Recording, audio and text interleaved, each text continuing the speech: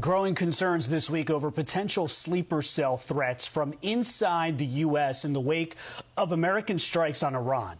Now, ICE is stepping in, arresting 130 Iranian nationals in 7 days. With more on the action the agency is taking, Acting ICE Director Todd Lyons is here with us now. Thank you so much for being here, Director. Let's just start off with this threat from Iran. What is the latest in terms of the number of Iranian nationals that have been deported, and what can you tell us about this sleeper cell threat?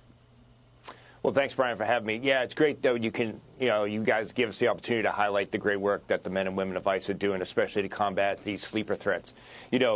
The last administration has left us so vulnerable that we do have so many potential threats that could be in the United States. You had that great graph up there. You show over 130 arrests of Iranian nationals just recently.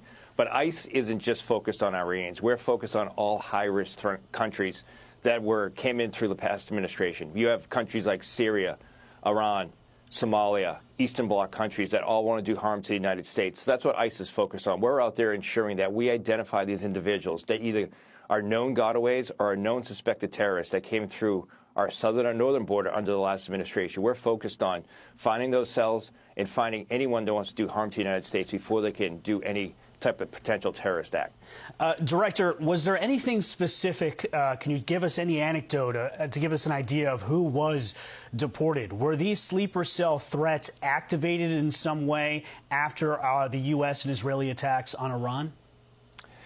Brian, we've been focused on a lot of these high-risk countries even before the incidents of last weekend.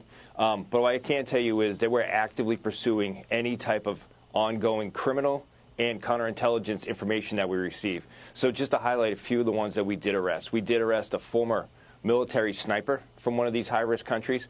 We arrested an Iranian with ties to Hezbollah. So these are the type of individuals that were roaming the streets before ICE stepped in.